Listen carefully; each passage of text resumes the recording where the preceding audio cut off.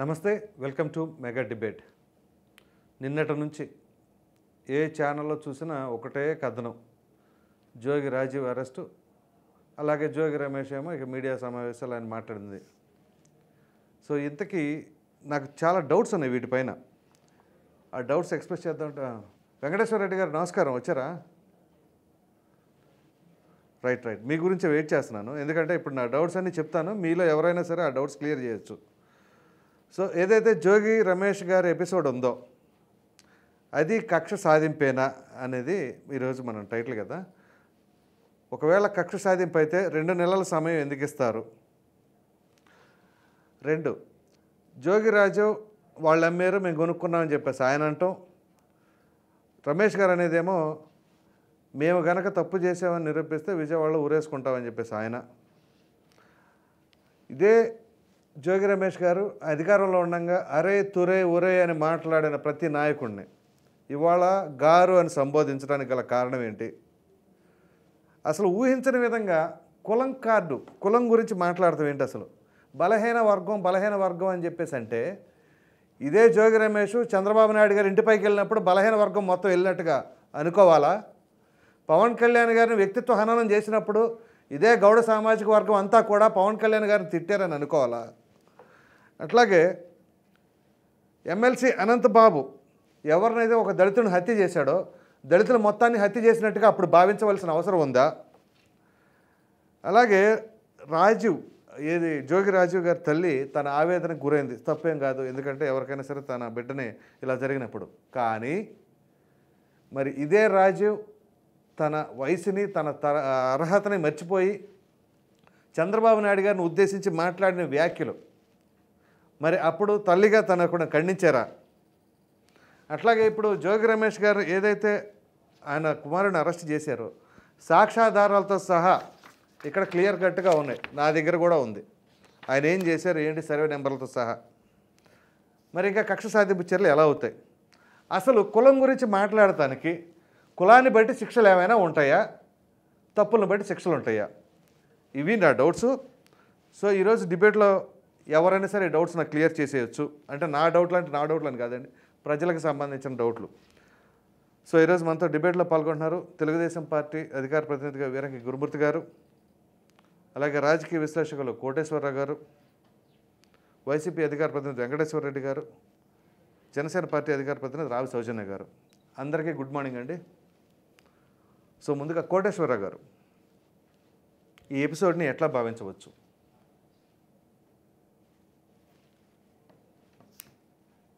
ఈ సివిల్ మ్యాటర్లో ఉన్నటువంటిది అంటే మొత్తంగా చూసినప్పుడు అసలైనటువంటి దోషులు ఎవరు అంటే అటాచ్మెంట్ లో ఉన్నటువంటి ప్రభుత్వం లేదా ప్రభుత్వ శాఖల అటాచ్మెంట్ లో ఉన్నటువంటి భూమిని రిజిస్టర్ చేసినటువంటి రిజిస్ట్రారు, అందుకు సహకరించినటువంటి ఇతర శాఖల సిబ్బంది, వీళ్ళు ప్రధానమైనటువంటి దోషులు. వీళ్ళు ఎందుకు ఇట్లా చేశారు అన్నప్పుడు అధికారంలో ఉన్నటువంటి ఆనాడు అధికారంలో ఉన్నటువంటి జోగి రమేష్ గారికి లేదా ఆయన కుటుంబ సభ్యులతోటి ఉన్నటువంటి కుమ్మక్కు లేదా ఆర్థిక ప్రయోజనాలు ఇటువంటివన్నీ కూడా ఇందులో నిమగ్నమై ఉన్నాయి, ఇమిడి ఉన్నాయి అనేది ఈ సందర్భంగా కనిపిస్తాం. అందువలన ఏదైనా అటాచ్మెంట్ లో ఉన్నటువంటి భూమి గురించి అది ఆ వివాదం తేలేంత వరకు అది డిస్ప్యూటెడ్ ల్యాండ్ గా ఉన్నప్పుడు అటువంటి వాటిని రిజిస్ట్రేషన్స్ చేయొద్దని చెప్పేసి ఆయా రిజిస్ట్రార్లకి మామూలుగానే ఇన్ఫార్మ్ చేస్తారు. దాన్ని వాళ్ళు దగ్గర పెట్టుకొని ఈ భూమి ఇందులో ఉందా లేదా అనేది తమ దగ్గరకు వచ్చినటువంటి రిజిస్ట్రేషన్ దరఖాస్తుల మీద పరిశీలించి చేయాలి. కానీ ఇక్కడ జరిగినటువంటిది ఏమిటంటే వేరే నంబర్ పేరుతోటి ఉన్నటువంటి భూమిని ముందు రిజిస్టర్ చేశారు. రిజిస్టర్ చేసిన తర్వాత సర్వే నెంబరు తప్పుబడింది అనేటువంటి పేరుతోటి దాన్ని సరిచేసి ఈ అటాచ్డ్ భూముల్ని కట్టబెట్టారనేటువంటిది మీడియాలో వచ్చినటువంటి వార్తలు. రికార్డుల పరంగా ఏముంది, లేకపోతే ఏసీబీ అధికారులు లేదా సిఐడి అధికారులు నిర్దిష్టంగా ఏం తేల్చారు అనేటువంటిది వాళ్ళ యొక్క పత్రాలని మనం చూస్తే తప్ప మనకు తెలియదు. కానీ ఇక్కడ ఒకవేళ అటువంటిదే ఒక రిజిస్ట్రేషన్ సందర్భంగా సర్వే నెంబర్ తప్పుబడింది అని కనుక దరఖాస్తు చేసుకోవచ్చు ఎవరైనా. ఎందుకంటే హ్యూమన్ ఎర్రర్ 88, 86, 87 పొరపాటు పడి ఉండొచ్చు, దాన్ని ఏం కాదను. కానీ 88 అనేటువంటిది లేదా 87 అనేటువంటిది ఆ దానిలో 87లో ఉన్నటువంటి సర్వేలో ఉన్నటువంటి భూములు చేయొచ్చా లేదా అనేటువంటిది వెరిఫై చేసుకోవాలి రిజిస్ట్రార్ ఆఫీసు. దాన్ని అటువంటిది ఏమీ చేయకుండా ఎందుకు ఆ విధంగా బుల్డోజ్ చేసేసి మార్చారు అనేటువంటిది. అందుకని ఇక్కడ కుమ్మక్కు స్పష్టంగా కనిపిస్తా ఉంది. అసలు నిందితులు అధికారులు వాళ్ళతోటి చేతులు కలిపి ఆ భూమిని కబ్జా చేయటమే కాకుండా దాన్ని వెంటనే సొమ్ము చేసుకున్నటువంటి వాళ్ళు ఇక్కడ ఉన్నారనేది మనకి స్పష్టంగా కనిపిస్తుంది. ఒక చిన్న డౌట్ సార్ నాకు. చెప్పండి. అధికార పార్టీలో ఉన్న మంత్రి గారికి సంబంధించిన డాక్యుమెంట్స్లో సర్వే నెంబర్ తప్పుబడిందని అధికారులు చెబితే అధికారులు కాదండి అని చెప్పేసి ఎదిరించే పరిస్థితి ఉందంటారా? ఎదిరించాలి, లేకపోతే ఎందుకు అధికారం ఎందుకు? ఇప్పుడు వాళ్ళే అనుభవిస్తారు. ఒకవేళ తప్పు ఉంటే తప్పు అని చెప్పాలి కదా. దానిలో ఏముంది? గత ప్రభుత్వ హయాంలో ఉందా లేదా ఇప్పుడు ప్రభుత్వ హయాంలో ఉందా అనేటువంటిది అవి ఊహాజనితమైనటువంటి ప్రశ్నలు. నన్ను బలవంతంగా లొంగ తీసుకున్నాడు అని చెప్పేసి ఏదైనా ఒక మహిళ ఎవరైనా చెప్తే ఆ బలవంతంగా లొంగ తీసుకున్నా నేరమే. స్వచ్ఛందంగా ఒకవేళ అక్రమ పద్ధతుల్లో పెట్టుకున్న నేరమే. అందువలన దానికి రుజువు ఏమిటి చెప్పండి?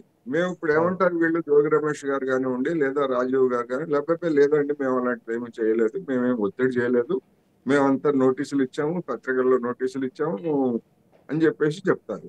మరి వీళ్ళని రక్షిస్తారా ఆ అధికారులని? వాళ్ళ పోనీ అది చెప్పమనండి. మేము ఒత్తిడి చేశాము, మా ఒత్తిడి మేరకు అధికారులు ఇట్లా చేశారు అని చెప్పమనండి. కానీ అట్లా చెప్పట్లేదు. చెప్తారు మరి అట్లా చెప్పకపోతే వాళ్ళకి నిజాయితీ ఉంది, అధికారులే కదా ఇప్పుడు ఇరుక్కుపోయింది.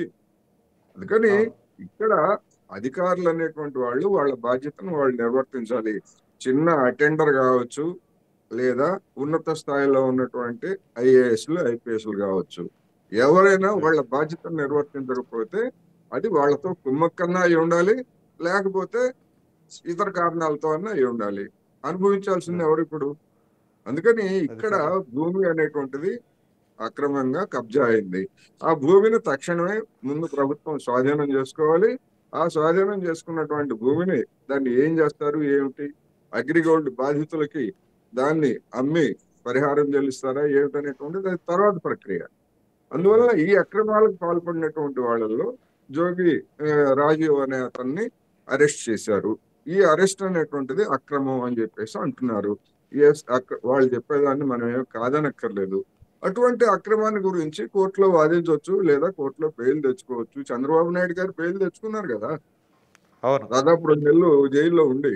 మరి జగన్మోహన్ రెడ్డి గారు బెయిల్ తెచ్చుకున్నారు కదా కొన్ని నెలల పాటు ఉండి. ఇంకా అనేక మంది ముఖ్యమంత్రిగా ఉన్నటువంటి ఢిల్లీ ముఖ్యమంత్రిగా ఉన్నటువంటి కేజ్రీవాల్ ఇప్పటికీ జైల్లోనే ఉన్నారు కదా. అందుకని న్యాయ ప్రక్రియలో ఒకవేళ నిజంగా వీళ్ళ పొరపాటు ఏమి లేకపోతే వీళ్ళు జెన్యూన్ గానే చేసి ఉంటే అవన్నీ నిరూపించుకోవాలి కోర్టులో, చట్టం ముందు. దీనిలో రాజకీయ కక్ష ఏముంది లేకపోతే ఇంకోటి ఏముంది అనేదే నా ప్రశ్న. రైట్ సార్, మరలా వస్తానండి. గురుమూర్తి గారు నమస్కారం అండి. నమస్కారం అండి సార్. ఏంటి ఆ సామాజిక వర్గం మొత్తానికి ఆయనే ఒక నాయకుడిలాగా ఆయన ప్రతిబింబించుకునే విధానం, మన రాజీవ్ ఏదైతే జోగి రాజీవ్ ఉన్నాడు కదా, ఎన్నికల సమయంలో ఎలా మాట్లాడారో మీ నాయకుడి గురించి ప్రత్యేకంగా చెప్పనక్కర్లేదు. చంద్రబాబు నాయుడు గారికి రాజకీయ అనుభవంలో ఉన్నంత దాంట్లో సగం కూడా లేదు అతని వయసు. కానీ ఆయన చేసిన వ్యాఖ్యలు కనుక చూస్తే మరి ఏం మాట్లాడారు ఏంటి, అమాయకుడు అని చెప్పేసి నిన్న సర్టిఫికేట్లు ఇస్తున్నారు అతని గురించి. స్పందించండి సార్. మీకు పెనల్ ఉన్నటువంటి మిత్రులందరూ కూడా హృదయపూర్వక నమస్కారాలు తెలియజేసుకుంటూ. నమస్కారం సార్. మీరు ఏదైతే అడిగారో సామాజిక వర్గం బీసీ అని ఈరోజు జోగి రమేష్ గారికి ఇప్పుడు గుర్తొచ్చింది. అవును, ఎందుకంటే నేను మీకు ఒక విషయాన్ని ఈ సందర్భంగా గుర్తు చేయదలుచుకున్నాను. నా దగ్గర ఒక వీడియో ఉంది, ప్లే చేస్తే వస్తుందో లేదో నాకు తెలియదు కానీ, అమర్నాథ్ గౌడ్ అనేటువంటి ఒక చిన్న బిడ్డ చనిపోయినప్పుడు అవును జోగి రమేష్ గారు ఆ రోజు మంత్రిగా ఉండి అవును అక్కడికి వెళ్ళటం జరిగింది. అక్కడికి వెళ్ళి ఆయన ఆ రోజున ఏం మాట్లాడారంటే, కులం కూడు పెడుతుందా, అవును కులం గుర్తు వస్తూ ఉంటుంది, అదేవిధంగా బీసీ నాయకులు ఒళ్ళు దగ్గర పెట్టుకుని ఉండాలా, ఏదైనా జరిగినప్పుడు నోటుకు పోయి వచ్చినట్టు మాట్లాడకూడదు అని చెప్పి చాలా అవాకులు చవాకులు పేరాడు ఆ రోజున. అవును మీకు కావాలంటే ఒక్కసారి నేను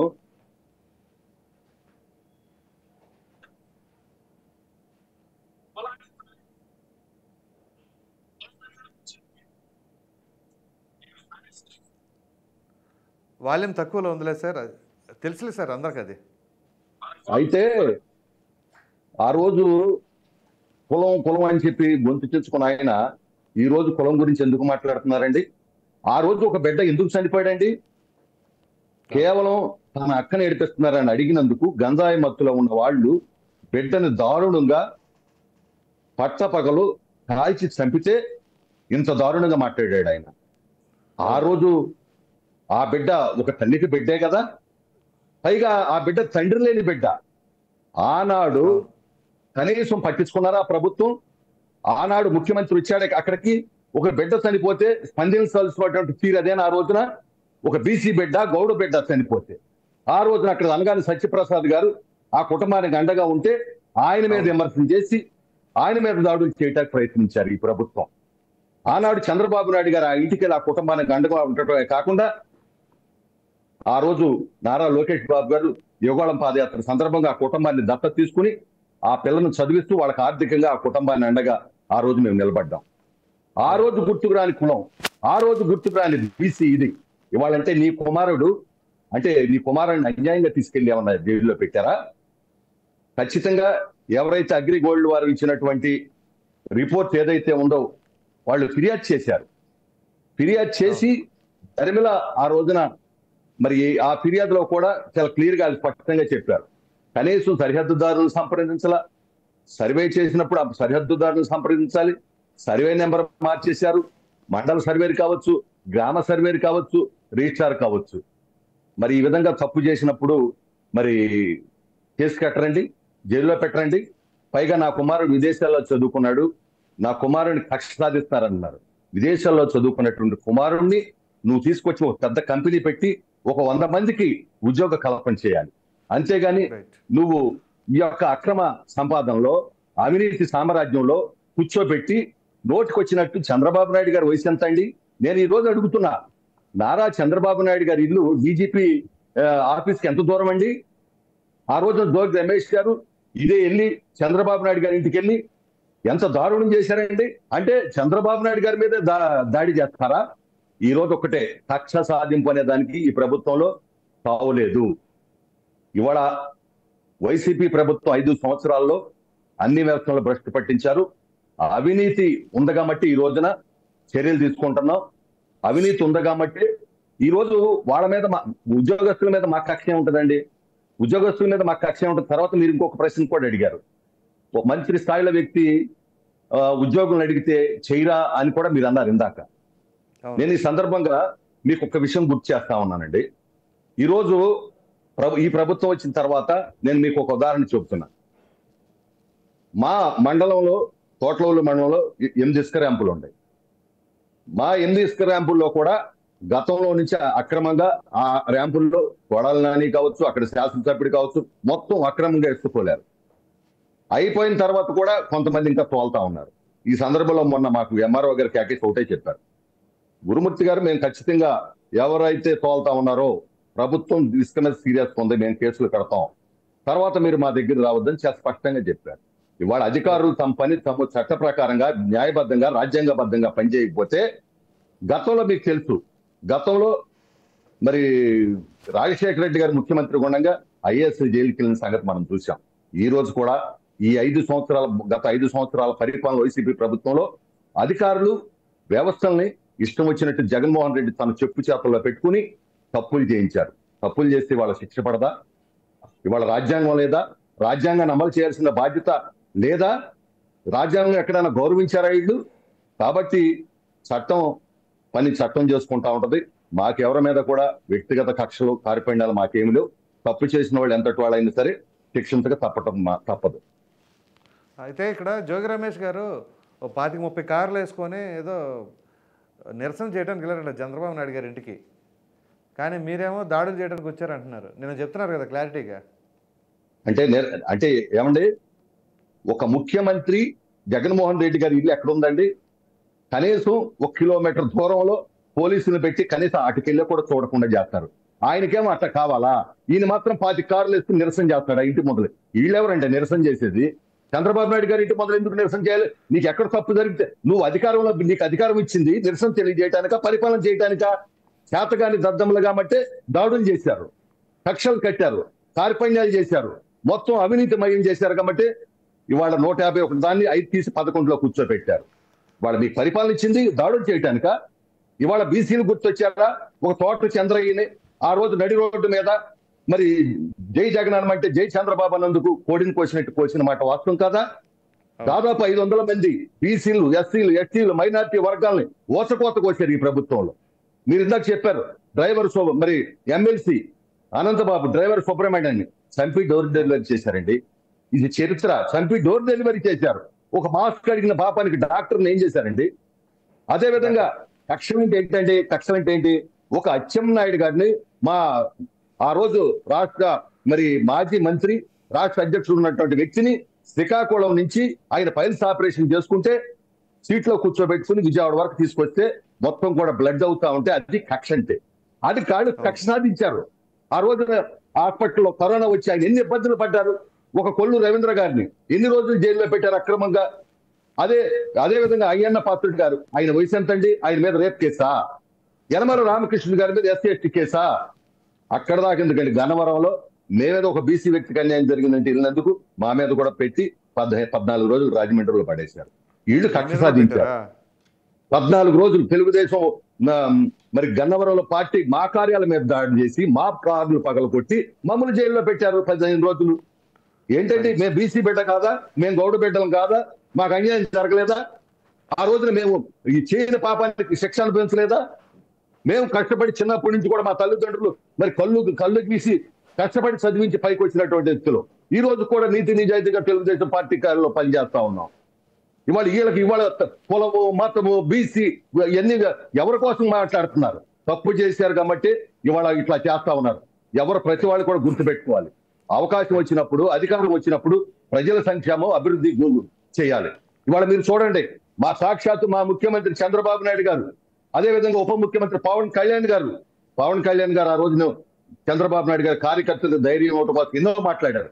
కానీ అసెంబ్లీ సాక్షిగా చెప్పారు, మనకు అవన్నీ వద్దు, మనం అభివృద్ధి సంక్షేమం చేయాలి, ఈ రాష్ట్రంలో మన మీద బాధ్యత చెప్పారు, మంచి మెజార్టీ ఇచ్చారు. కాబట్టి అందరూ కూడా ఒళ్ళు దగ్గర పెట్టి పనిచేద్దాం అని చెప్పి అసెంబ్లీకి సాక్షిగా చెప్పారు. ఏం కావాలంటే ఇంకా దీనికన్నా ఇదేం కావాలి? మరలా వస్తాను సార్. సౌజన్య గారు గుడ్ మార్నింగ్ అండి. Good morning.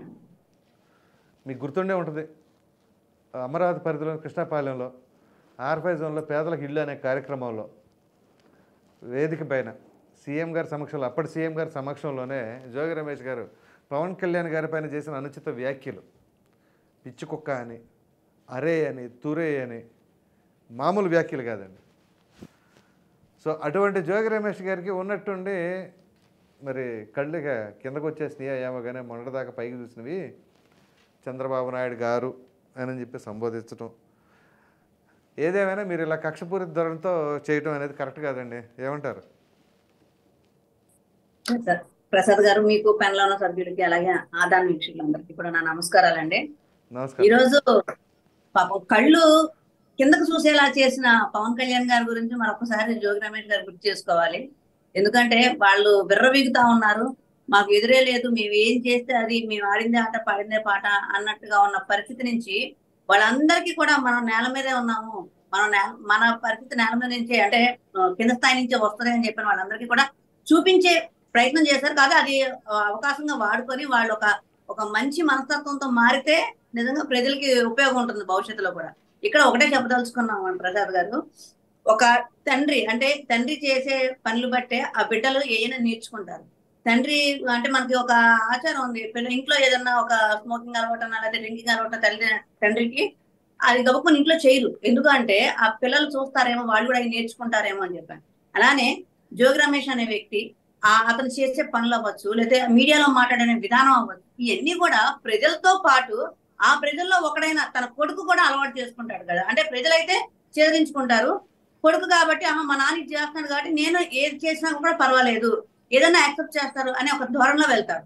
అలానే నిన్న ఆ తల్లి పడుతున్న బాధ, నేను కూడా నాకు కూడా ఇంచుమించు అదే వయసు కొడుకున్నాడు కాబట్టి ఆ తల్లి పడుతున్న బాధ చాలా బాధ అనిపించింది నిజంగా. పాపం వయసు వచ్చిన కొడుకు అలా జైలు పాలైతే అది ఒక మచ్చగా మిగిలిపోద్ది కదా అని చెప్పి అనిపించింది. కానీ జోగి రమేష్ గారు మాట్లాడినప్పుడు అమ్మా నువ్వేమయ్యావు, ఈ మాటలని మన బిడ్డలు కూడా వింటున్నారు, మన బిడ్డలు నేర్చుకుంటారు, కొంచెం ఒక పద్ధతిగా మాట్లాడడం నేర్చుకోయ్యా అని చెప్పి నీ భర్తకి ఎందుకు చెప్పలేకపోయావు.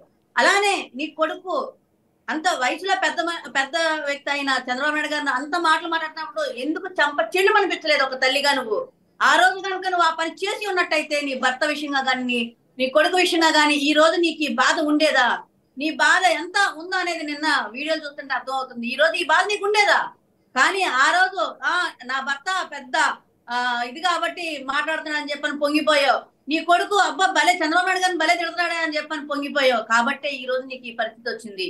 ఒకటి అర్థం చేసుకోవాలి, కర్మ అనేది ఎవరిని వదలదు. ఈ రోజు జోగి రమేష్ గారు చేసిన ప్రతి దందాలోనూ ఏదైతే వ్యక్తులు బెదిరించే విషయాలు అవ్వచ్చు, ఎగ్జాంపుల్ గా మా జనసేన నాయకుల్ని అక్రమంగా మట్టి తోలుతున్నారని చెప్పని అడ్డగించుకున్న పరిస్థితుల్లో వాళ్ళని తీసుకెళ్లి అంబేద్కర్ గారి విగ్రహాన్ని కట్టి కొట్టేసిన వ్యక్తి ఈ జోగి రమేష్. అంబేద్కర్ గారి విగ్రహానికి కట్టి కొట్టాడండి, కేవలం తగ్గిస్తున్నారని చెప్పని. అంటే ఆ సంఘటనలన్నీ మర్చిపోకూడదు.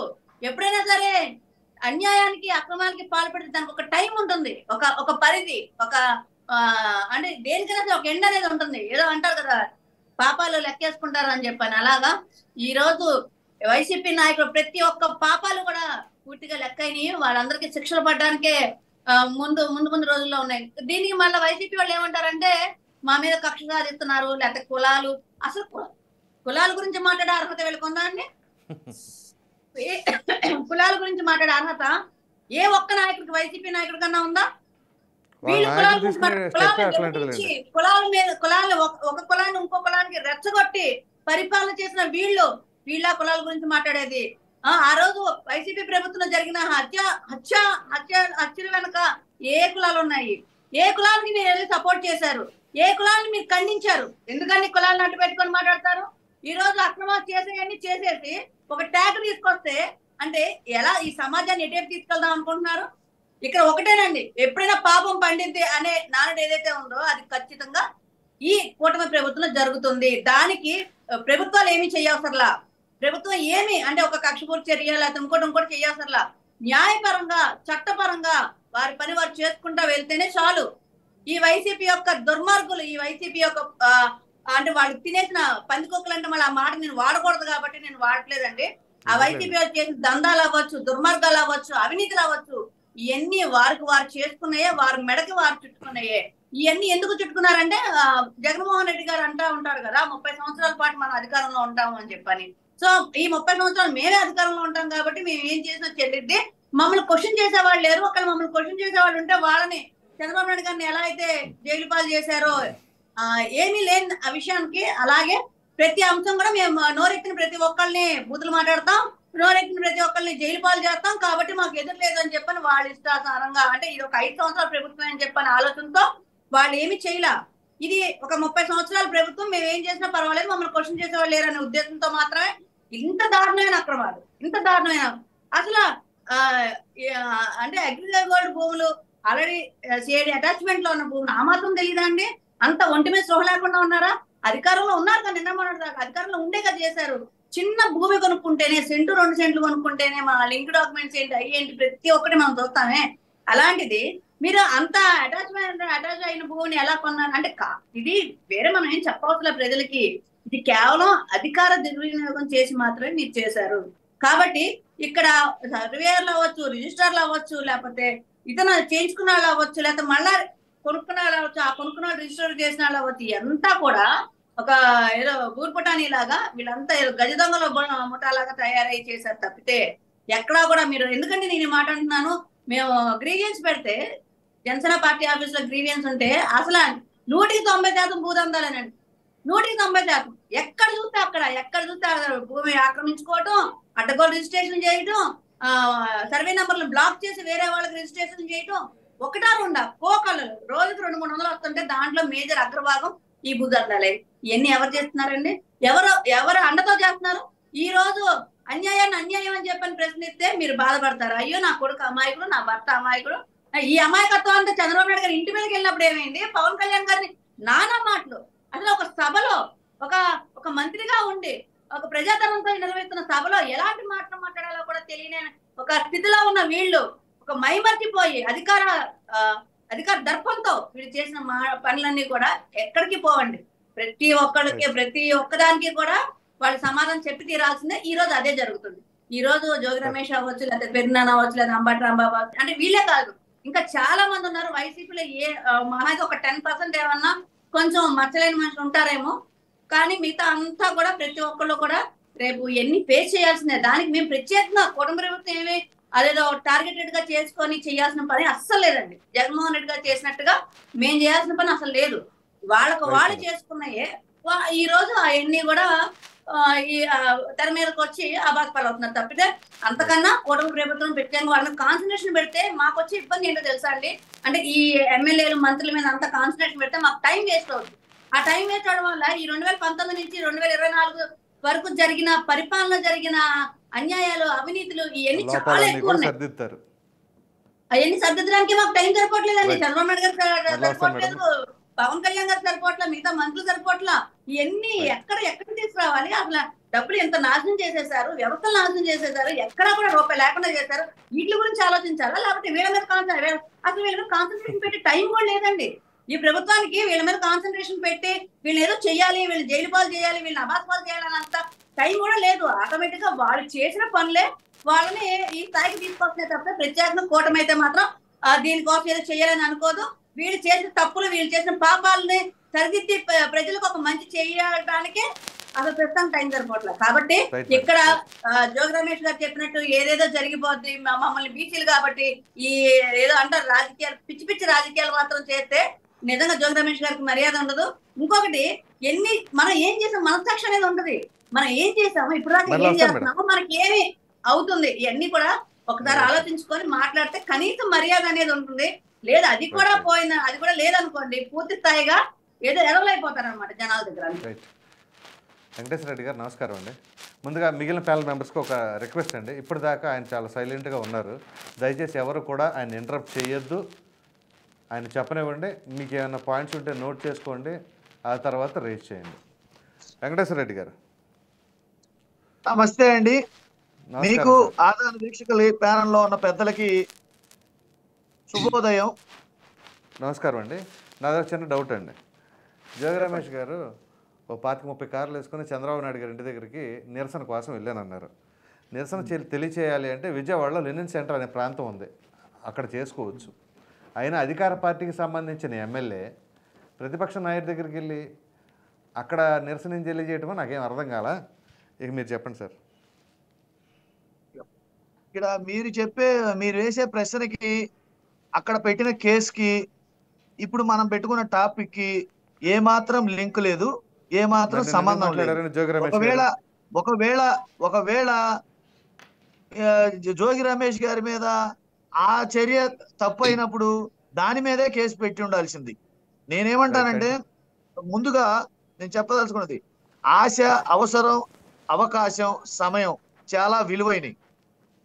ఆశ అధికారంలోకి రావాలన్న ఆశతోటి అవసరం కొద్దీ ఈ పార్టీలన్నీ కూటమి కట్టి అధికారంలోకి ప్రజలు, ఆ దేవుడు, ఈ ప్రజలు ఆ అధికారాన్ని ఇచ్చారు.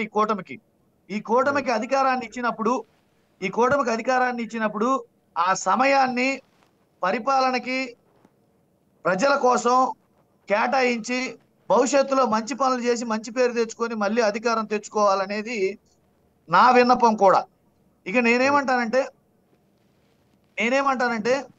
ఈ ఆదానం ఛానల్ నేను గతంలో కూడా చూశాను, అబ్జర్వ్ చేశాను.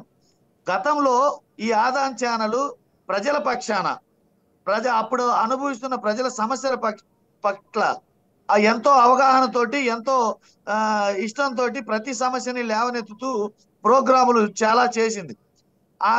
అది చూసే భవిష్యత్తులో కూడా ప్రజల పక్షాన పార్టీ రహితంగా ఉంటదని ఆశాభావంతో నేను ఈ డిబేట్కి రావడం జరుగుతుంది.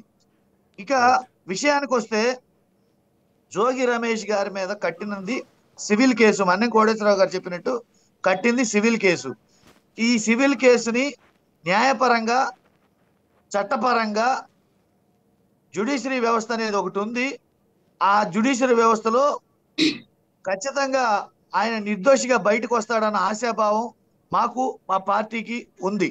ఇక ఈ మామూలుగా యాక్టివల్గా చట్ట ప్రకారం ఎంక్వైరీ చేసి కేసు కట్టాము, అందులో నేరం ఉంది, కాన్స్పిరసీ ఉంది గనక అనుకుంటే, ఇప్పుడు ప్యానల్లోని సభ్యులు గతంలో చంద్రబాబు నాయుడు గారి మీద ఇది చేశారు, పవన్ కళ్యాణ్ గారి మీద ఇది మాట్లాడారు, గతంలో ఈ అంశాలకి అక్కడ కట్టిన కేసుకి ఏ సంబంధం లేదు. ఒకవేళ గనక అవి గనక తప్పులు కనుక మీరు అని భావించుంటే, దాని మీద మీరు చర్య తీసుకోవాలని కనుక అనుకుంటే, మీరు కేసులు వాటి మీదే పెట్టి ఉండాల్సింది. వాటి మీద పెట్టకుండా ఇప్పుడు జరిగిన కాన్స్పిరసీ ఇది కాబట్టి దీన్ని న్యాయ వ్యవస్థకు వదిలేద్దాం, న్యాయ వ్యవస్థ చట్టాలు, న్యాయ వ్యవస్థ సక్రమంగా పనిచేస్తాయి అనే నమ్మకం మాకుంది, మాకు ఆ విశ్వాసం ఉంది. అయితే దయచేసి ప్రభుత్వానికి నా విన్నపం ఏంటంటే, ప్రభుత్వానికి ప్రజలు మీకు అవకాశం ఇచ్చారు, మీరు అధికారంలోకి వచ్చారు, మీరు పార్టీ రహితంగా ఈ రోజు జోగి రమేష్ గారు కావచ్చు, వాళ్ళ అబ్బాయి కావచ్చు, లేకపోతే గతంలో ఏ పార్టీ వాళ్ళు, మా పార్టీ వాళ్ళని ఎవరైనా తప్పులు చేస్తే చట్టపరంగా చర్యలు తీసుకోండి, తప్పు లేదు. జ్యుడిషియరీ వ్యవస్థ ఉంది, నిర్దోషులైతే ఖచ్చితంగా వాళ్ళు బయటకు వస్తారు. ఇక ఆ విషయాలన్నిటినీ క్రోడీకరించుకుంటూ గతంలో అది చేశారు, గతంలో ఇది చేశారని చెప్పేసి దయచేసి ప్రజల సమస్యల్ని, ప్రజా పరిపాలనని, ఇచ్చిన హామీలని, ఇచ్చిన మేనిఫెస్టోని పక్కన పెట్టి పక్కదో పట్టించొద్దు అనేది నా విన్నపం. నేను క్లియర్గా ఒకటే చెప్తున్నాను, మీరు ఏ చర్యలైనా తీసుకోండి, తప్పులేదు. ప్రభుత్వం అధికారం మీ చేతిలో ఉంది, దోషులు ఎవరినైనా శిక్షించే అవకాశం మీకు ఉంది, చెయ్యండి ఆ పనితో పాటు ఈరోజు స్కూల్ పిల్లలకి భోజనం లేదు, దాని సంగతి చూడండి. ఈ రోజు పిల్లలకి అమ్మఒడి రాలేదు, దాని సంగతి చూడండి. అట్టనే పరిపాలనలో మీరు ఇచ్చిన హామీలన్నిటినీ ఎప్పుడు అమలు జరుపుతారో వాటి సంగతి చూడండి. అట్లనే ఇప్పుడు రాష్ట్రంలో జరుగుతున్న దాడుల విషయంలో కావచ్చు, అట్లనే ప్రభుత్వ చేస్తున్న ఈ పార్టీ పేరుతో, అంటే ప్రభుత్వం చేస్తుందని నేను అనట్లేదు, పార్టీ పేరుతోటి దాన్ని అవకాశంగా తీసుకొని, ప్రభుత్వం పేరుతోటి దాన్ని అవకాశంగా తీసుకొని కొంతమంది అరాచక శక్తులు వాళ్ళు మీ పేరుతోటి రాష్ట్రంలో దమనకాండ, దౌర్జన్యకాండ, హత్యలు, దురాఘాతాలు, ఆస్తుల విధ్వంసాలు, అనేక రకాల కార్యక్రమాలు చేస్తున్నారు. వాటి మీద కూడా చట్టపరంగా చర్యలు తీసుకొని క్లియర్గా మీరు బాగా పరిపాలించండి, ప్రజల మనల్ని పొందండి. మళ్ళీ ప్రజల మనల్ని పొందితే ఏ ప్రభుత్వం అయినా అధికారంలోకి రావడానికి అవకాశం ఉంటుంది.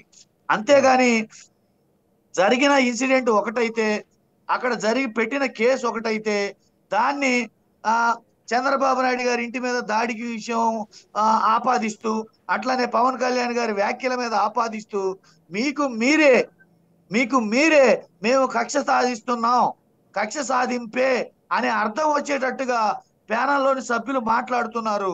అది గమనించుకొని మీరు పరిపాలన క్లియర్గా కొనసాగిస్తారని నేను అనుకుంటున్నాను.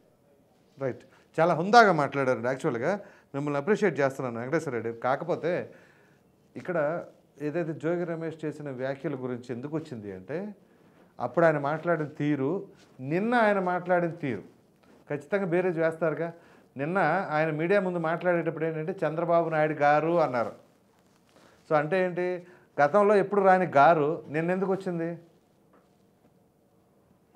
మీరే అన్నారు కదా, చెప్పండి. ఇప్పుడు మీరే అన్నారు కదా, ఆయన ఏదైనా తెలుసుకొని ఉంటారు అని అని మీరే అన్నారు కదా. ఇక్కడ విషయం ఏంటంటే, మీరు ఆ టాపిక్స్ ఆ టాపిక్స్ ఎత్తుతుంటే ప్రజలకు ఏమనిపిస్తుంది అంటే, ఓహో వీళ్ళు కక్ష సాధిస్తున్నారు అనిపిస్తుంది. కేసు పెట్టింది ఏంటి? ఆ కేసు విచారణ ఎదుర్కొంటారు అని. ఇప్పుడు ఒకవేళ నిజంగా నేరం చేస్తే శిక్ష పడుతుంది. చట్టం తన పని తను చేసుకుపోతున్నప్పుడు, ఆ న్యాయ వ్యవస్థలో ఉన్నప్పుడు మీరు ఇప్పుడు ఈ మాటలు చెప్పి అధికారంలోకి వచ్చిందా ఈ ప్రభుత్వం? ప్రజలకు ఏం మాటలు ఇచ్చి అధికారంలోకి వచ్చింది? చంద్రబాబు నాయుడు గారి మీద దాడి చేసిన వాళ్ళ మీద, గత ప్రభుత్వంలో మా మీద దాడి చేసిన వాళ్ళ మీద కక్ష తీర్చుకుంటామని చెప్పి అధికారంలోకి వచ్చింది ఈ ప్రభుత్వం? కాదు కదా. వాళ్ళు అలా రాలేదు, మీరు అలాగే రాలేదుగా. కాదు కదా. మేమేమంటామంటే మీరు పరిపాలనలా చేయండి. భగవంతుడు ప్రజలు మీకు అవకాశం ఇచ్చారు.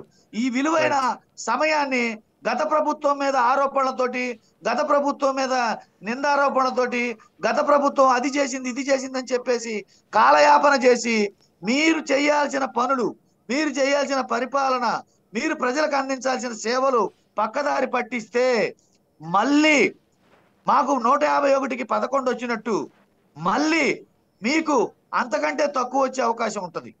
కాబట్టి ఇవాళ ప్రజలు అంత విఘ్నులు. ఎవరేం చేస్తున్నారో చూస్తున్నారు. ప్రజలు అమాయకులని, మనం ఏదో టాపిక్లు డైవర్ట్ చేస్తున్నామని, మనం ఏదో మన పరిపాలన ఈ పథకం ఇవ్వలేదు కాబట్టి మనం వేరే టాపిక్ పెట్టేసి ఆ టాపిక్ లో దృష్టి మళ్ళిస్తున్నాం అనుకుంటే అది పొరపాటు. ఇవాళ అసంఘటిత సమాచార మాధ్యమాలు ఇక్కడ ఉన్నాయి. కొన్ని వేల లక్షల్లో సామాజిక మాధ్యమాలు, సోషల్ మీడియా అయితే లక్షల్లో ఉన్నాయి. అంటే సమాచార వ్యవస్థ చాలా పకడ్బందీగా ఉంది. ప్రతి సామాన్యుడి జేబులోకి సమాచార వ్యవస్థ వచ్చింది. ఒక ఇంట్లో 4 సెల్ ఫోన్లు ఉంటే నలుగురికి నెట్ కనెక్షన్ ఉంది, నలుగురికి యూట్యూబ్ ఛానల్స్ ఉన్నాయి. సమాచార వ్యవస్థ టీవీ అట్లీస్ట్ టీవీ ముందు కూర్చొని చూసే అవసరం కూడా లేదు. మనం బజార్కి పని మీద వెళ్ళినా మనకు రావాల్సిన సమాచారం మనకు వస్తుంది. కాబట్టి క్లియర్ కట్ గా ఎవరు ఏం చేశారు, ఏం చేస్తున్నారు తెలియక ప్రజలు లేరు. ప్రజలకు అన్ని తెలుసు.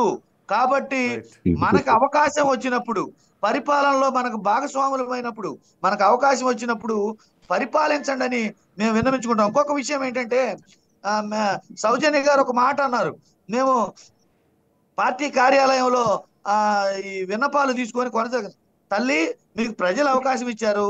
ప్రభుత్వ కార్యాలయాల్లో ప్రభుత్వం తోటి మీరు ఆ ప్రోగ్రాములన్నీ కొనసాగిస్తే, ప్రభుత్వ కార్యాలయాల్లో కొనసాగిస్తే ప్రజలకి న్యాయం జరుగుతుంది. సమస్యలు మీరు కూడా త్వరగా పరిష్కరించడానికి అవకాశం దొరుకుతుంది. అంతేగాని మీ పార్టీ కార్యాలయాల్లో కొనసాగించడానికి మీకు అది వీలు కాదనేది నా ఉద్దేశం. రైట్ అండి, మళ్ళీ వస్తాను సార్.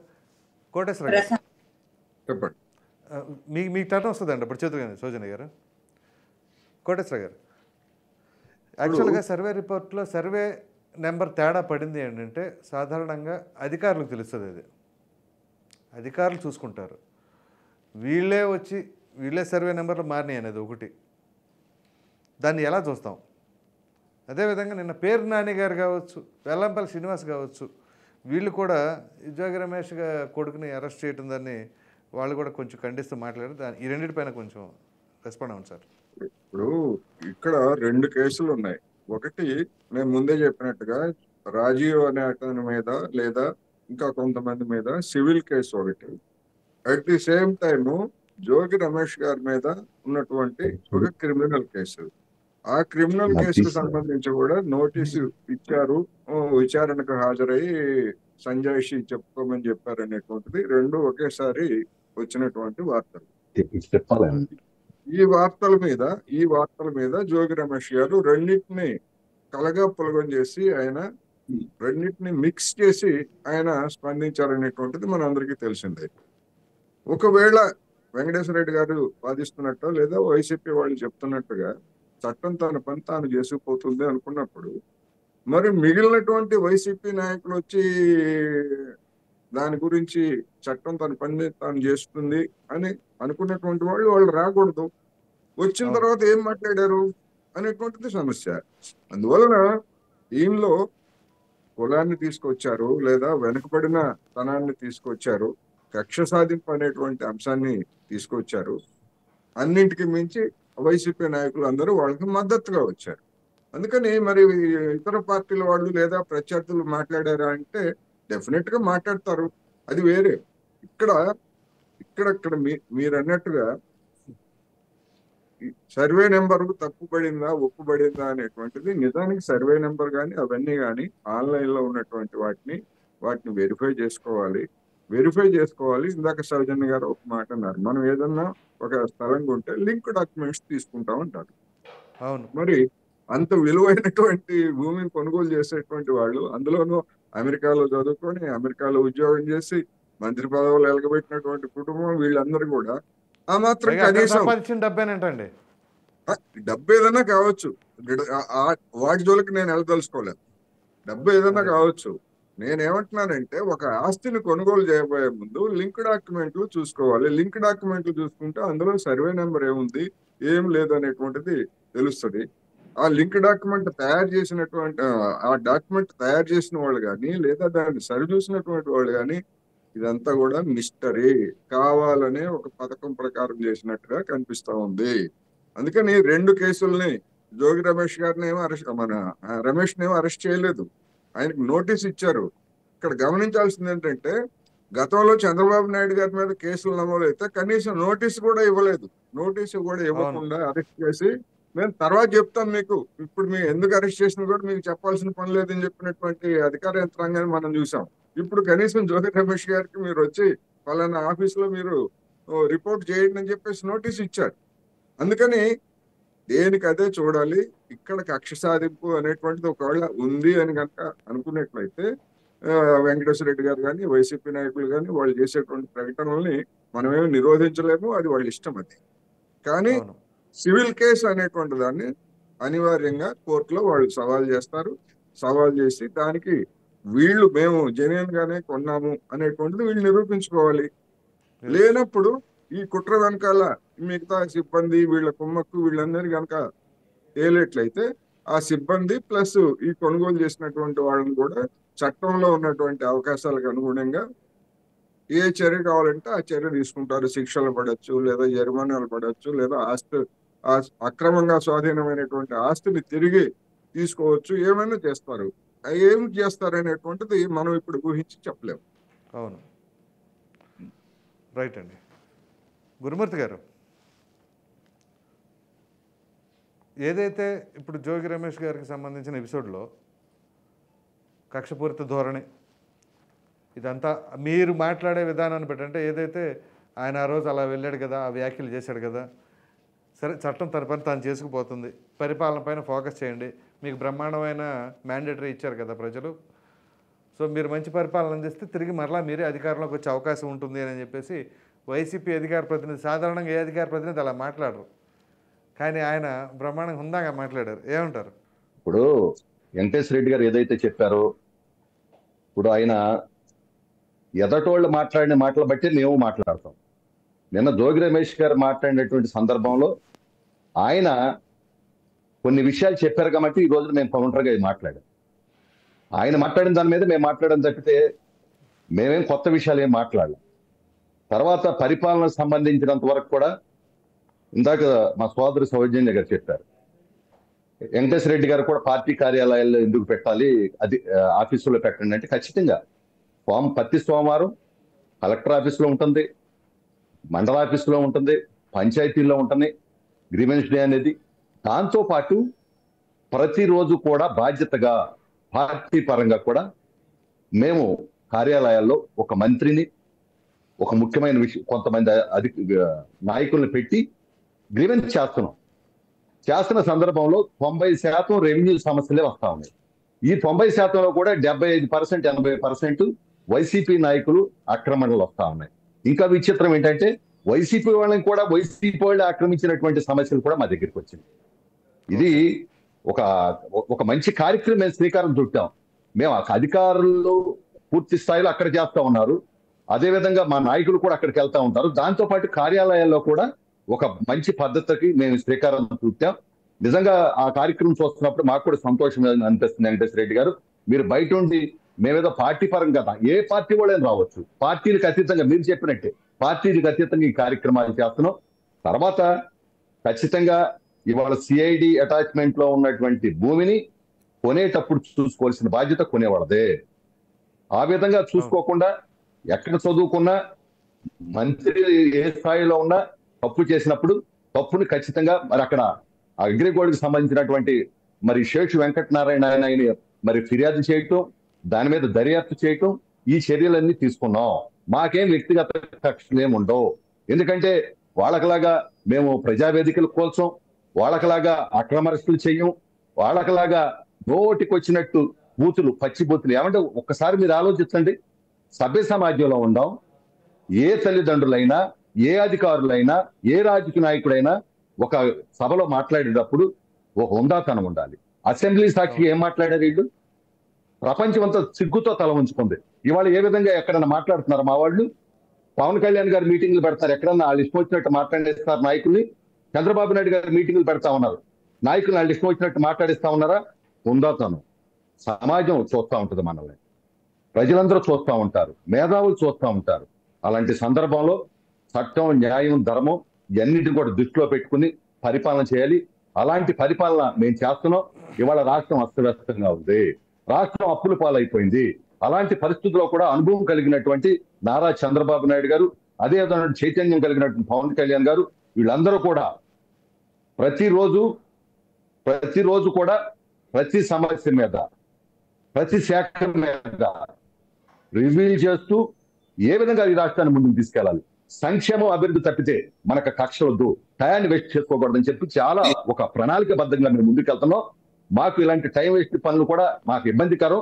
ఎందుకంటే ప్రజలు మా మీద నమ్మకం పెట్టారు, ప్రజలు మమ్మల్ని నమ్మారు కాబట్టి ఆ రకమైన మ్యాండేటరీ మాకు ఇచ్చారు. కాబట్టి అవన్నీ కూడా మేము ఖచ్చితంగా రాబోయేటువంటి రోజుల్లో, ఎందుకంటే ఇవాళ రాష్ట్రాన్ని గాడిలో పెట్టాలంటే ఒక్క రోజులోనో 2 రోజులు అయ్యే పని కాదు. ఇవాళ సంపదను పెంచుకోవాల్సినటువంటి అవసరం ఉంది. అదేవిధంగా అప్పులు ఒక పక్కన తన్నుకుంటా వస్తా ఉన్నాయి. ఈ పరిస్థితిలో మరి అక్కడ బీజేపీ సహకారంతో రాజధాని అభివృద్ధి కానీ, పోలవరం కానీ, ఈ కార్యక్రమాలన్నీ కూడా రాబోయే రోజుల్లో బ్రహ్మాండమైనటువంటి పరిపాలన కూటమి ఇచ్చిందనే విధంగా చేయగల సత్తా, దమ్ము, ధైర్యం ఈ కూటమికి ఉందని చెప్పి మీ ద్వారా మరి ఈ రాష్ట్ర ప్రజానీకానికి వచ్చి అందరికీ నేను తెలియజేస్తా ఉన్నాను. ఓ చిన్న రిక్వెస్ట్ సార్, ఇప్పుడు ఏదైతే అగ్రిగోల్డ్ బాధితులు ఉన్నారో వాళ్ళు గత దశాబ్ద కాలంగా వాళ్ళకి న్యాయం జరగకుండా ఉంది, వాళ్ళ పరిస్థితి ఏంటి? వాళ్ళ గోడను ఏమైనా పట్టించుకునే పరిస్థితి ఉందంటారు ఇప్పుడు ప్రభుత్వం? ఖచ్చితంగా మేము పట్టించుకుంటాం. అగ్రిగోల్డ్ బాధితులకు న్యాయం చేస్తానంద వాళ్ళు, ఆ భూములు కొనుక్కుంద వాళ్ళు, వెంటనే మళ్ళీ అమ్ముకుంద వాళ్ళు దాన్ని, అదే భూమిని. కానీ మేము అలా చేయం. ఎక్కడా కూడా 5 సంవత్సరాలు ఆ రోజున రాజధానిలో ఇన్సైడర్ ట్రేడింగ్ అని చెప్పి అలరాలు చేశారు. ఒక్కరిని పట్టుకోగలిగారా? ఇవాళ మేము ఖచ్చితంగా అగ్రిగోల్డ్ బాధితులకు చేయవలసినటువంటి ఖచ్చితంగా న్యాయం చేస్తాం. త్వరితగతిన ఆ కార్యక్రమాన్ని మేము పూర్తి చేస్తాం. దానికి మరి గౌరవ ముఖ్యమంత్రి గారు కావచ్చు, పవన్ కళ్యాణ్ గారు కావచ్చు, దాని మీద కూడా ప్రత్యేకమైనటువంటి దృష్టి పెట్టారని చెప్పి ఈ సందర్భంగా మీ ద్వారా నేను తెలియజేస్తున్నాను.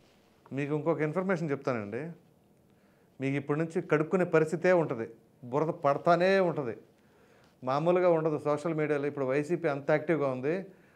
రాత్రి నాకు కొంచెం హిడెన్ ఇన్ఫర్మేషన్ వచ్చింది. సో మీరు ఎలా తిప్పి కొడతారో ఏంటో, పరిపాలన మీద ఫోకస్ చేస్తారో, లేకపోతే సోషల్ మీడియాని కౌంటర్ అటాక్ చేసుకుంటారో, ఏం చేస్తారో కానీ అది నా దగ్గర ఉంది ఇన్ఫర్మేషను. సో కొంచెం అలర్ట్గా ఉండండి. సౌజన్య గారు. ఖచ్చితంగానండి. ఇందాక వెంకటేశ్వర గారు రెండు మాటలు చెప్పారు. ఒకటి, నేను చెప్పింది ఆల్రెడీ మాకు టైం లేదు. ముందు ముఖ్యంగా ఏంటంటే మాకు ప్రజల సమస్యలు ఇంపార్టెంట్. ఈ వ్యవస్థ లాస్ట్ అయిపోయింది, దాన్ని గాడిలో పెట్టే పరిస్థితిలోనే చంద్రబాబు నాయుడు గారు, పవన్ కళ్యాణ్ గారు పని చేస్తానని చెప్పి నేను చెప్పడం జరిగింది. సో ఇంకా ఆయన మీరు బాగా చేస్తే మళ్ళీ మీరు వస్తారు. Yes, okay. మేము ఫస్ట్ నుంచి లాస్ట్ టైం కూడా మీకు చెప్పింది అదే. చాలా దారుణంగా వెళ్తున్నారు, కనీసం మీకు ఆ 151లో అటు ఒకటో ఇటు ఒకటో పోద్ది అనుకున్నాం, అయితే మధ్యలో అయిపోయింది. అంటే మేము చెప్పినప్పుడు మాకు కూడా ఆ స్పృహ అనేది ఉంటుంది కదా. సో అంటే మేము కూడా ప్రజలకు నాడి పట్టుకున్నాం కాబట్టి, ప్రజల యొక్క నాడి తెలిసింది కాబట్టి ఈ స్థాయిగా మ్యాండేట్ అనేది తెచ్చుకోగలిగాం. కాబట్టి అది మాకు ఎప్పుడు ఉంటది, మాకు గుర్తుంటది ఏం చేయాలి, ఎలా చేయాలి, ప్రజలకి ఇప్పుడు దాకా వాళ్ళు పడుతున్న కష్టాల నుంచి ఎలా బయటకు పడేయాలి, ఇవన్నీ కూడా. ఎందుకంటే మీరు గమనించవచ్చు, శాఖల వారీగా చూస్తే ఏ శాఖ కూడా ఇంతకు ముందు ఒక ప్రెస్ మీట్ పెట్టిన పరిస్థితి లేదు. ఆ శాఖపరమైన రివ్యూలు కానీ లేదా ఆ శాఖపరమైన చర్చలు కానీ ఈ రోజు జరిపింది లేదు.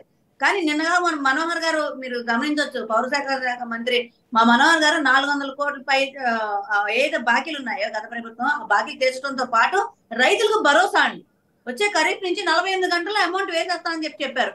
అంటే రైతులకు భరోసా ఎలా ఉంటుంది, పంట ప్రతి గింజ కొంటామని చెప్పారంటే ప్రతి ఒక్క రైతు చాలా ఆనందంగా పంట పండించడానికి ఉత్సాహం చూపిస్తారు. చాలా మంది రైతులు కూడా మన రైతాంగం ఎలా అయిపోయిందంటే రాను యువత పూర్తిగా రైతాంగం వైపు వెళ్ళట్లేదు, అలానే వ్యవసాయం వైపు చూడట్లేదు. ఉన్న వాళ్ళు కూడా నష్టాలు రావటం లేదా ఈ డబ్బులు పడకపోవటం, వాళ్ళకి జీవనానికి కొంచెం ఇబ్బంది కలగటం, ఇవన్నీ జరగడం వల్ల ఆ రకంగా కొంచెం దూరం అయ్యే పరిస్థితుంది. కానీ ఇలాంటి భరోసా ఇస్తే ఖచ్చితంగా ప్రతి రైతు కూడా పంట పండించే పరిస్థితి ఉంటుంది, రాష్ట్రం సుభిక్షంగా ఉండే పరిస్థితి ఉంటుంది. అలానే గ్రీవియన్స్ వస్తే మనకి ఒకటి ప్రభుత్వ కార్యాలయాల్లో జరుగుతాయన్నాయి. ప్లస్ ఇక్కడ పార్టీ కార్యాలయం ప్రత్యేకంగా ఎందుకు మెన్షన్ చేశామంటే ఇక్కడ ఎమ్మెల్యేలు ఉంటున్నారు, ప్రతిరోజు ఒక ఎమ్మెల్యే ఉంటున్నారు, అలానే మంత్రులు ఉంటున్నారు. ప్లస్ నేను గ్రీవెన్స్ లో కూర్చున్నాను కాబట్టి నేను చాలా క్లియర్ గా చెప్తానండి. నిజంగా ఒక సామాన్యుడికి ఒక చిన్న సమస్య అయినా సరే ఆ స్థానిక ఎమ్మెల్యే అక్కడ ఎవరైతే ఎమ్మెల్యే ఉన్నారో ఆ ఎమ్మెల్యే దగ్గరికి వచ్చి అప్పటికప్పుడు ఆ ఎంఆర్ఓతో కానీ లేదంటే కలెక్టర్ గారితో కానీ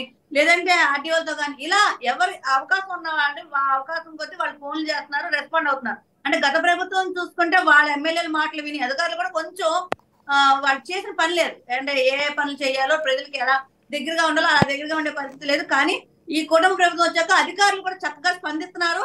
స్పాట్ లో అంటే వచ్చిన సమస్యలు చాలా వరకు కూడా స్పాట్ లో సాల్వ్ అయ్యే పరిస్థితి ఉంటుంది, వాళ్ళకి న్యాయం జరిగే పరిస్థితి ఉంటుందండి. ఎందుకంటే ఇక్కడ ప్రజలకి ఎంతవరకు మనం అందుబాటులో ఉండాలో అంతవరకు అందుబాటులో ఉండడానికే ఈ కూటమి ప్రభుత్వం ప్రయత్నిస్తుంది. అది మామూలుగా రాష్ట్ర కార్యాలయాలైనా లేదా ప్రభుత్వ కార్యాలయాలైనా లేదంటే పార్టీ కార్యాలయం కాదండి, ప్రజలకు దగ్గరగా ఉన్నామా లేదా, ప్రజల సమస్యలు తీరుస్తున్నామా లేదా, ఎంతవరకు ప్రజల సమస్యలకు న్యాయం చేస్తున్నాం ఇంతవరకే మేము ఆలోచిస్తున్నాం. కాబట్టి దానికైతే మాత్రం పూర్తిగా న్యాయం చేస్తున్నాము. అప్పటికప్పుడు స్పాట్ సొల్యూషన్స్ అన్నట్టుగా చాలా వరకు అక్కడ కూర్చున్న ఎమ్మెల్యేలు మంత్రులు మాత్రం దానికి సొల్యూషన్స్ ఇస్తున్నారు. ప్రజలు కూడా చాలా హ్యాపీగా ఫీల్ అవుతున్నారు. అంటే ముఖ్యంగా గ్రీవియన్స్ అంటే అర్జీలు తీసుకోవడమే కాకుండా ఎమ్మెల్యేని మంత్రుల్ని కూర్చోబెట్టే కాన్సెప్ట్ తీసుకురావడం వల్ల ప్రజలకి సమస్యలు తొందరగా తీరే అవకాశం ఉంటుంది. ప్రజలు కూడా దాని లిస్ట్ ఎక్కడెక్కడి నుంచో కూడా వచ్చి వాళ్ళ సమస్యలు తీర్చుకునే పరిస్థితి ఉంటుందండి. కాబట్టి దీని గురించి ప్రత్యేకంగా క్వశ్చన్ చేయడానికి లేదు. ఇది చాలా మంచి పద్ధతి. అంటే వచ్చే ప్రభుత్వాలు కూడా ఈ ఫాలో అయితే చాలా మంది సమస్యలకి దూరంగా ఉంటారని చెప్పనేది మా అభిప్రాయం. రైట్ అండి. కోటేశ్వర గారు, కంక్లూడింగ్ రిమార్క్స్గా ఈ అగ్రిగోల్డ్ బాధితులకు సంబంధించి ప్రభుత్వానికి ఏమైనా సూచనలు ఇస్తారా సార్? ఇప్పుడు ఈ అగ్రిగోల్డ్ కేసులు అనేటువంటివి వివిధ రాష్ట్రాల్లో కోర్టుల్లో ఉన్నాయి. ఈ కోర్టు వివాదాల నుంచి ముందు ఇవన్నీ కూడా బయటపడాలి. ఈ బయటపడటానికి రాష్ట్ర ప్రభుత్వం అంటే మన రాష్ట్ర ప్రభుత్వం మన కోర్టుల్లో ఉన్నటువంటి పరిధిలో ఉన్నటువంటి వాటి మీద ఏమి యాక్షన్ తీసుకోవాలి, అదేవిధంగా ఇతర రాష్ట్రాల్లో ఉన్నటువంటి కేసులు ఏమిటి అనేటువంటిది వాటన్నింటినీ అధ్యయనం చేసి అవసరమైతే జోక్యం చేసుకోవడానికి చర్యలు తీసుకోవాలి. తద్వారా అగ్రిగోల్డ్ బాధితులకి వాళ్ళు ఆంధ్రప్రదేశ్ లో ఉన్నటువంటి వాళ్ళు కావచ్చు లేదా ఇతర రాష్ట్రాల్లో ఉన్నటువంటి వాళ్ళు కావచ్చు, దాదాపు 9-10 రాష్ట్రాల్లో ఈ అగ్రిగోల్డ్ బాధితులు ఉన్నారని చెప్పేసి చెప్తున్నారు. ఒక దగ్గర ఎక్కువ ఉండొచ్చు, ఒక దగ్గర తక్కువ ఉండొచ్చు, అది వేరే అంశం. కానీ బాధితులే. అందువల్ల ఏ చర్య తీసుకోవాలనేది ఒకటి. ఇక రెండోది నేను చివరిగా చెప్పదలుచుకున్నా ఏంటంటే, కేసులు ఆల్రెడీ జోగి రమేష్ గారి మీద ఆల్రెడీ కేసులు నమోదై ఉన్నాయి ఇంతకు ముందే. అది నామమాత్రం కేసా లేకపోతే ఏం కేసా అనేటువంటిది అది వేరే అంశం. ఇక్కడ ప్రభుత్వం మీద, కూటమి ప్రభుత్వం మీద ఉన్నటువంటి బాధ్యత ఏంటంటే, గతంలో ఏ విధమైనటువంటి ఆరోపణలు వైసీపీ ప్రభుత్వం మీద కక్ష సాధింపు అని చేశారో అటువంటి ఆరోపణలు రాకుండా చూసుకోవాల్సినటువంటి బాధ్యత, దానికి దూరంగా ఉండాల్సినటువంటి కార్యాచరణ అనేటువంటిది ముఖ్యం. లేనట్లయితే ఏ చిన్న అవకాశం దొరికినా కానీ విమర్శల పాలు కావాల్సి వస్తుంది. అందుకని న్యాయంగా ఉండటమే కాదు, న్యాయంగా ఉన్నట్టు కనిపించడం కూడా ముఖ్యమే. అందువలన గతంలో ఉన్నటువంటి అధికార యంత్రాంగం చూసాం మనం. జగన్మోహన్ రెడ్డి గారి కంటే ముందు ఉన్నటువంటి పోలీస్ యంత్రాంగం, చంద్రబాబు నాయుడు గారు మొదటిసారి ముఖ్యమంత్రిగా ఉన్నప్పుడు కూడా వివిధ ప్రజా సంఘాల కార్యకర్తల్ని, మా వామపక్షాలకు చెందినటువంటి వాళ్ళందరినీ కూడా గృహాల్లో నిర్బంధించినటువంటి ఉదంతాలు మనకు తెలుసు. జగన్మోహన్ రెడ్డి గారు కూడా దాన్నే ఫాలో అయ్యారు. మళ్ళా అటువంటివి రిపీట్ కాకూడదు. ఉదాహరణకి ఒక అనంతపురం జిల్లాలో సిపిఎం నాయకుల్ని అనవసరంగా గృహ నిర్బంధం చేస్తే దాని మీద వచ్చినటువంటి విమర్శలతోటి లోకేష్ గారు పొరపాటు సారి ఇంకోసారి జరగడం అని చెప్పి పెట్టాల్సి వచ్చింది. అందువలన అధికార యంత్రాంగం అధికారంలో ఉన్నటువంటి వాళ్ళని తప్పుదారి పట్టిస్తుంది. వాళ్ళ మెప్పు కోసం ఇలాంటి అత్యుత్సాహం కూడా ప్రదర్శిస్తుంది కనుక కక్ష సాధింపులకు కూడా అటువంటి అవకాశం డెఫినెట్ గా ఉంటది. అటువంటి దాన్ని కూటమి ప్రభుత్వము అనుమతించకూడదు. ఒకవేళ అనుమతించేట్లయితే అది విమర్శల పాలు అవుతుంది. ఒక విశ్లేషకుడిగా కానీ ఒక జర్నలిస్ట్ కానీ నేనైనా ఎవరైనా అటువంటి రైట్ విమర్శించేటువంటి రైట్ ఉంటుంది. పార్టీలకే కాదు, సొసైటీ, మీడియా ఎవరికైనా అటువంటి రైట్ ఉంటుందనేది ఈ సందర్భంగా నేను చివరిగా చెప్పదలుచుకున్నాను. Right sir. గురుమూర్తి గారు, కంక్లూడింగ్ రిమార్క్స్ చెప్పండి. కోటేశ్వర గారి సూచనలు ఎలా చూస్తారు? ఖచ్చితంగా కోటేశ్వరరావు గారు పెద్దలు ఏదైతే సూచన చేశారో అది కరెక్ట్ గా కూడా మా బాధ్యత. ఎందుకంటే ఇవాళ మాకు వ్యక్తిగతంగా కక్ష సాధించాల్సినటువంటి అవసరం లేదు. ఎందుకంటే మాకు పరిపాలన ముఖ్యం, సంక్షేమం ముఖ్యం, అభివృద్ధి ముఖ్యం. కాబట్టి మేము అలాంటి రిమార్కులు రాకుండా ఖచ్చితంగా మేము చూసుకుంటాం. ఏదైనా ఎవరైనా కంప్లైంట్ ఇచ్చినప్పుడు చట్టం ఉంటుంది, వాళ్ళు చర్యలు తీసుకుంటారో దానికి మాకు పెద్దగా మేము ఈ వ్యక్తిగత కక్ష సాధింపుల విషయంలో, ఎందుకంటే గత ప్రభుత్వం ఎంత ఇబ్బంది పెట్టిందో అవన్నీ చూసుకున్నాం. కాబట్టి మాకు అసలు మొదటి నుంచి కూడా మా పార్టీ స్టాండ్ ఏంటంటే వ్యక్తిగత కక్ష కానీ లేకపోతే ఎదుటి వాళ్ళ దాడులు కానీ ఇవన్నీ కూడా మేము ఆ పాలసీకి చాలా దూరంగా ఉంటాం. ఇవాళ కేవలం ఎవరు తండ్రే కుమారుడిని పాటు చేశాడు. ఎవరు పాటు చేశారని చెప్పండి. అరెస్ట్ కారణం ఎవరండి? తండ్రి. చూసుకోవాల్సిన పని లేదా? కొనేటప్పుడు ప్రాపర్టీ కొనేటప్పుడు చూసుకోవాల్సిన అవసరం లేదా? మరి వెంటనే ఎందుకు అన్నారు? ఇవన్నీ కూడా ఏంటంటే ఆయన ఒక తండ్రిగా ఒక మంచి భవిష్యత్తును బిడ్డలకు ఇవ్వాల్సిన బాధ్యత తల్లిదండ్రులదే. మరి ఇవాళ ఆ తల్లిదండ్రులే ఇట్లా తండ్రి ఎట్లా చేస్తే అది ప్రభుత్వంకి ఏం సంబంధం? ఇతర దేశాల్లో చదువుకున్నా, ఎక్కడ చదువుకున్నా కూడా ఇక్కడికి వచ్చినప్పుడు, ఈ దేశంలో ఉన్నప్పుడు, మరి రాజకీయాలు ఉన్నప్పుడు మరి మన అన్ని కూడా ఇంత కోటేశ్వరరావు గారు చెప్పినట్టు అన్ని చూసుకునే మనం చేయాలి. మా ప్రభుత్వం అయితే ఖచ్చితంగా ఎవరి మీద కక్షలకు కానీ కార్పణ్యాలకు వెళ్ళదు. ఖచ్చితంగా ఆ దిశగా కూడా మేము ఆలోచన చేసుకుని కూటమి ప్రభుత్వం మంచి పరిపాలన అందిస్తాం.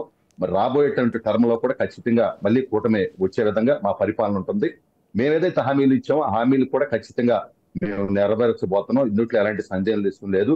ఇవాళ రాష్ట్రం ఇబ్బందికరమైనటువంటి పరిస్థితిలో ఉంది కాబట్టి ఒక్కొక్క కార్యక్రమాన్ని తీసుకుంటున్నాం. రేపు ఆగస్టు 15వ తేదీన మరి అన్నా క్యాంటీన్ రాష్ట్ర వ్యాప్తంగా ప్రారంభించబోతా ఉన్నాం.